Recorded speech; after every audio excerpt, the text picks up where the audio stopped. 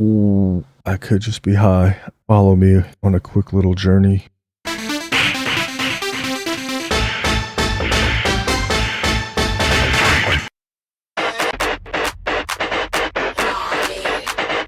I might just be high. I thought I heard an imposter.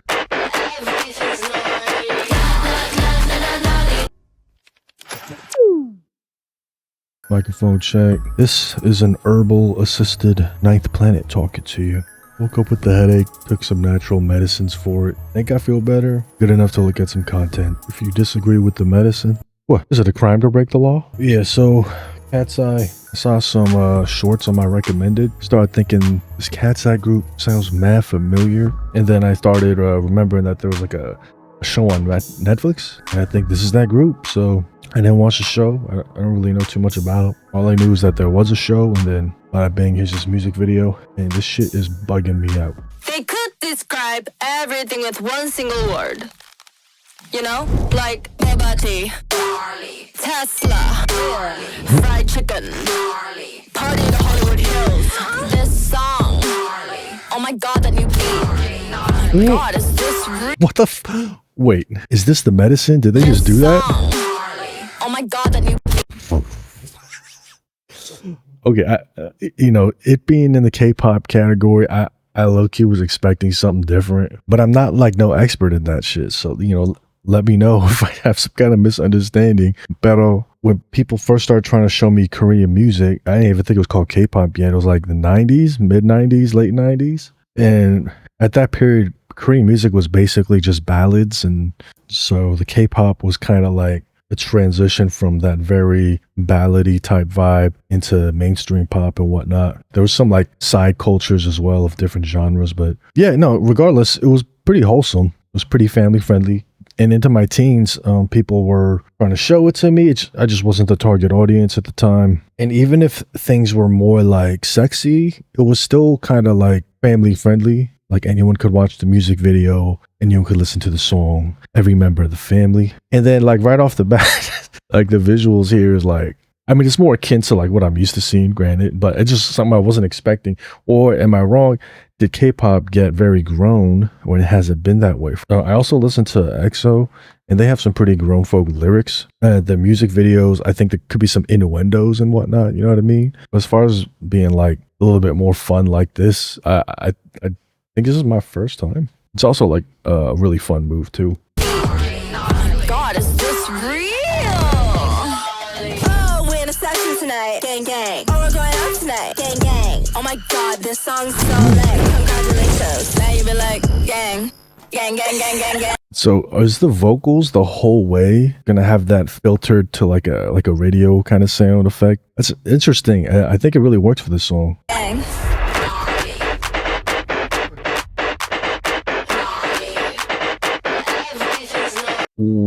I could just be high. Follow me on a quick little journey.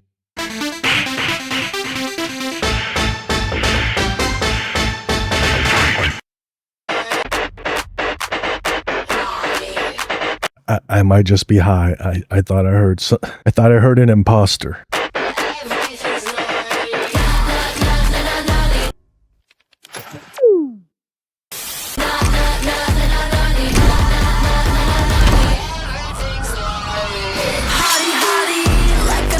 I'm the shit. I'm the shit. They be trying to copy. I'm the shit. I'm the shit. I'm the shit. I'm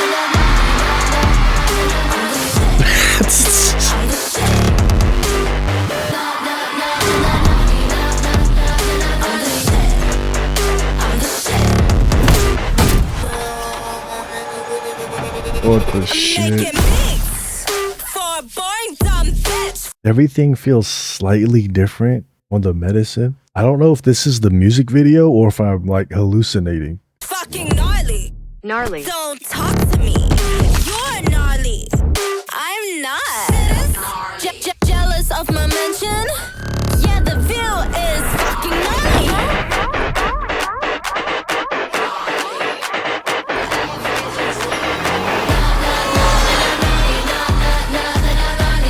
The synth sound that they use on this hook chorus thing, whatever, it reminded me of that like 90s techno stereotypical sound, as far as the synthesizer I'm trying to talk about. It's like so like almost tacky sounding. I don't want to call it tacky as like an insult, but it's just like such a quintessential other type shit sound from back in the day that it like works.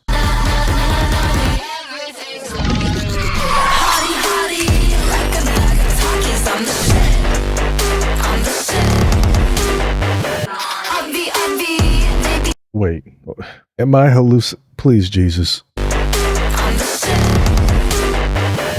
There's no way. This is wrong on like so many levels. Hip level, chest level, eye level, like all the levels.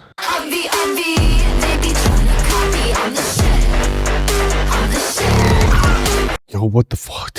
This shit is bugged out. I feel like I'm encouraging Cowardly Dog right now.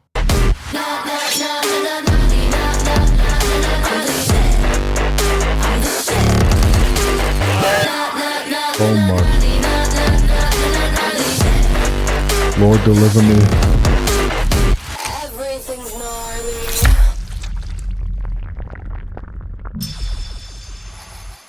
That little noise at the end, it sounded like some retro J video game type shit. That was cool. But this is my first, I think, intentional look into hype, right, in KATSEYE. And I think Gnarly just works because it's one of those terms that kind of fell out of favor. And it's been long enough to where it totally works. It's even maybe fun as a novelty. And also lyrically, let me pull something up. So I'm not going to play the actual song that I want to be ripped apart by 4 to 5 different people trying to get the AdSense on this video. It's enough just to pay it forward to the original copyright holder. But yeah, so song by Black Rob called Whoa. Pretty much the same concept. Started off of them trying to put you onto something when you see something like this, or like, you know, when you see any ill shit, it's like whoa. And whoa, replace that with the word gnarly. And the song kind of opens with, you know, I had this, she was whoa, had me, whoa. Like it just keeps going on like that. And then the lyrics of this shit, kind of walking alongside the same route. One single word.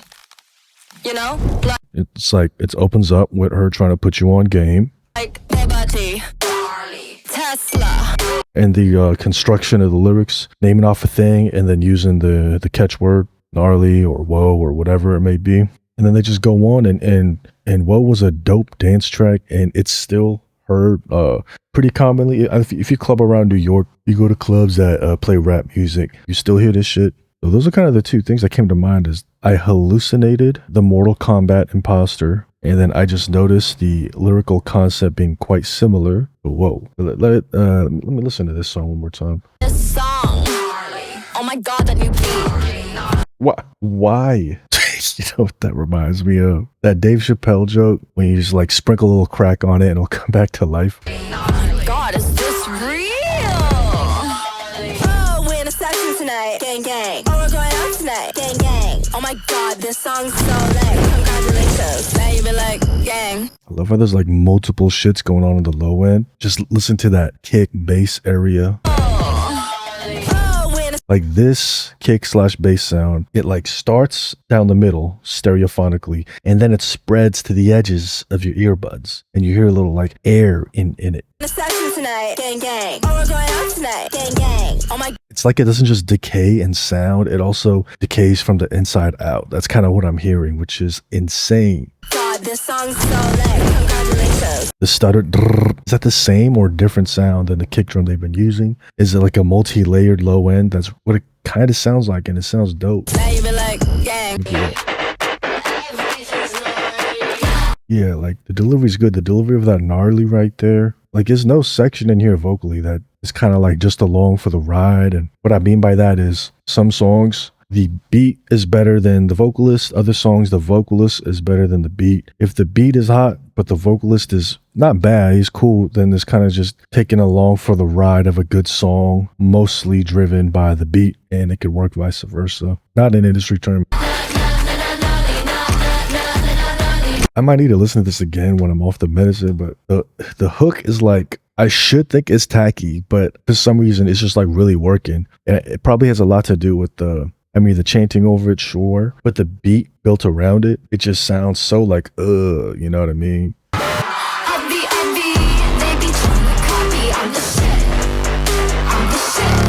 No one else is gonna think of this except for like engineers, but this little chorusy section when they're all doing that chant in unison, that little anthem harmony, whatever. Kind of makes you wonder, how do they do that? Do they just do one track for each girl? How do they pan that out? How do they make it blend but sound so distinct? Or do they do 2 takes per girl so it doesn't sound like a 6-person crowd, it sounds like a 12-person crowd, but everything with their voices, you feel me? Like, there's no one nerdy enough to wonder that shit except for like engineers. I don't know who wrote this song, but this shit is genius.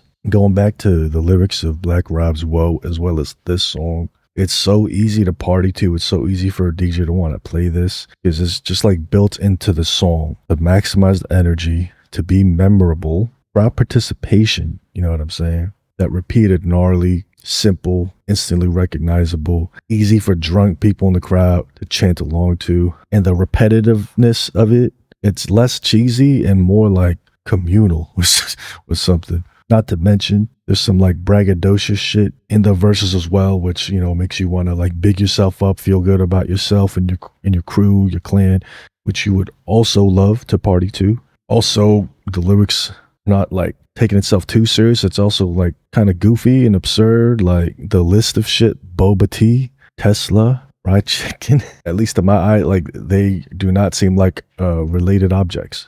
And once again, going back to the use of the word gnarly, just thinking about it from like a producer's mentality, like pop culture, like we simplify things with slang, trendy language, whatnot. And to use the word gnarly to kind of tap into that phenomena is like lighthearted, self-aware, fun, appealing to the audience. Make it mix for a boring dumb bitch, fucking gnarly. Gnarly. Don't talk to me. It's so absurd. Like, do I have to explain what we're looking at? And I'm reminded of a phase of the Beastie Boys when they kind of filter their vocals in the same way. They're just like shouting into the mic, showing that kind of attitude or whatever. It's a very modern take on that kind of thing. And it works so well. Like, they put it through the whole song. It works so well. I think I often hear like them use that effect for the ad-libs, maybe the doubles, or maybe just a section. But to commit to the whole song being that way, they had to know that it was going to be hot, that that's the way it was written to be.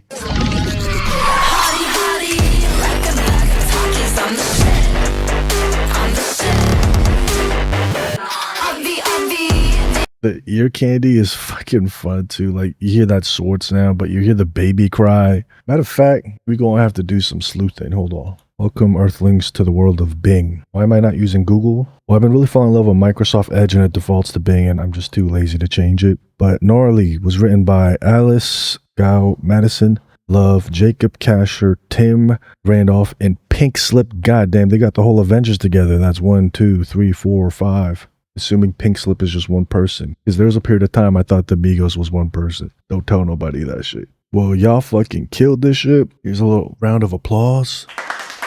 Hope you enjoyed that. All right. So Gnarly is a hyper pop. Hyper pop? Is that like the Super Saiyan 2 of regular pop? By Pink Slip, Hitman Bang, and Slow Rabbit. Written by these people. Who's Pink Slip? I ain't heard of them. One second. It's the boy. Or he's one of them. Atlanta born, LA base. Multiple genres. It's like these are his credits. This is a great idea for a website, by the way. I'm paramedic. Flatline, just get it. There ain't no coming back when you get it. All the real bitches get it. He gave me the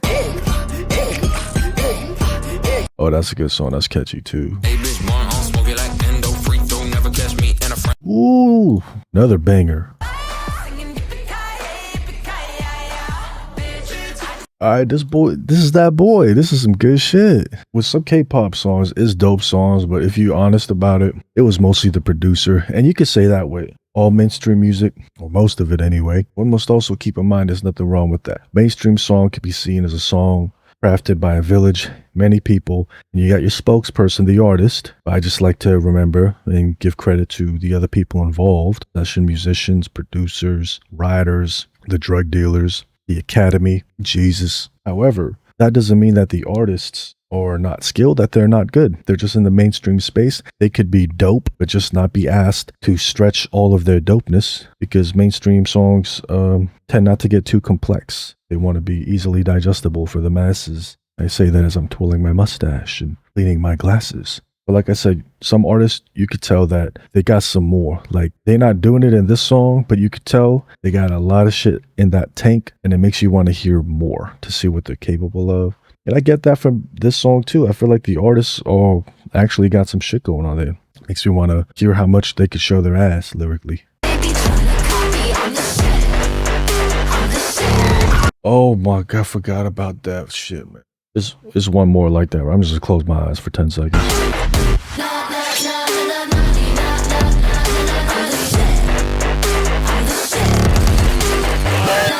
Oh my God, as soon as I open my eyes.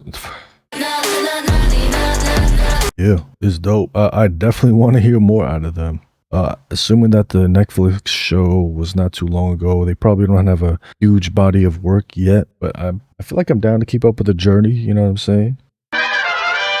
Hey guys, this is an herbally unassisted ninth planet. But yeah, I had the headache. I took God's medicine, and I know for a fact I reacted to this. However, I don't remember anything beyond that. I don't remember what I said, if I was able to notice production techniques or anything like this. I just remember I liked the song. I just want to hear it one more time, sober as a gopher, see if it adds anything to my take on it. If it doesn't, I'm not going to put it in the video. If it is, then I'm putting it in the video. They could describe everything with I mean, this is insane. Like, how did they do this?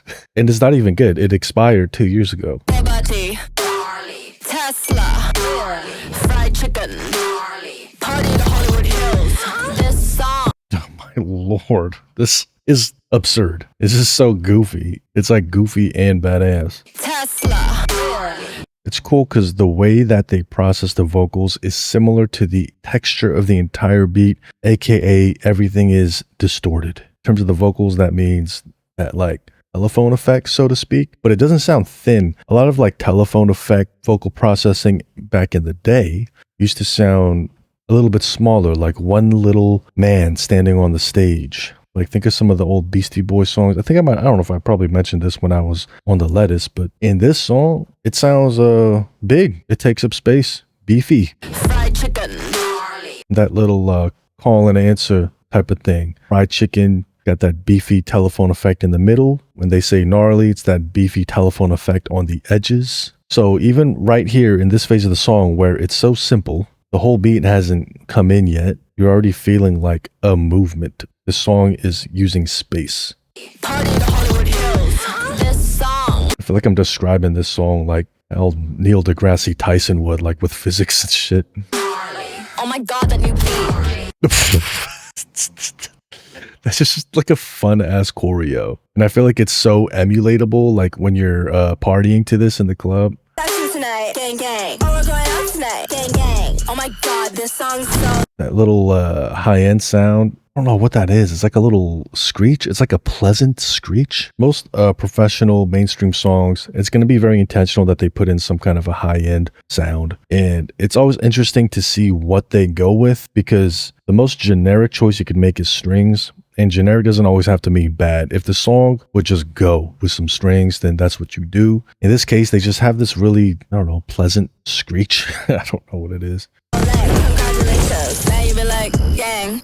Gang, gang, gang, gang, gang. And this is just something that comes to mind, more of a personal thing. So I am 35, right? When I was growing up, the pop culture use of the word gang was for gang members. And as gang culture started getting, I guess, glorified, people who had nothing to do with gang culture were kind of appropriating it for funsies. And they'd start calling their regular non-gang member group of friends gang. Now, pause. The word gang was in use before modern day gangs. It was like a group of people. But the usage when I was growing up, when non-gang members were using it, was emulating the gang member use of the term. Feel me? And it kind of trivialized the lifestyle that many people are born into. Now, if you choose to go into a gang, that's different. But especially back then, if you were born into it, you're born into it. Like, it was nothing else that was going to happen. It's almost as written in stone as if you're born in Korea, you're Korean, okay? If you're born in New York, you're a New Yorker, etc. So it was trivialized and very frowned upon, and it was just seen as corny, appropriating. And then after my early 20s, I kind of stepped away from everything I dedicated my life to up to that point, football and music, because I kind of threw it away to see what would happen with this relationship I was in at the time. And after the relationship didn't work, it kind of just stung to look at football and to look at music, because I was like, dang, I gave that shit up and now it's moving on without me. And it kind of stings to look at. But I started looking at it again last year, 2 years ago, and I noticed that gang is just in use. It's in vogue, it's in pop culture, and it's kind of past the point of trivializing people who are living and dying in that culture. It's kind of understood that it's kind of going back to its original meaning, which is just a group of people, my friends. Like, they're not trying to appropriate or pretend to be gang members, you know what I'm saying? It's not like that anymore. But it's just a thought that comes in my head every time I do hear it. I like that delivery. Everything's gnarly. Just that delivery alone makes me want to hear more of their shit, because it makes me feel like they can get into the mood and the vibe of multiple different concepts of songs. It makes me suspect that anyway, and it makes me want to test this hypothesis. I sound like Neil deGrasse Tyson. Goddamn. Test this hypothesis.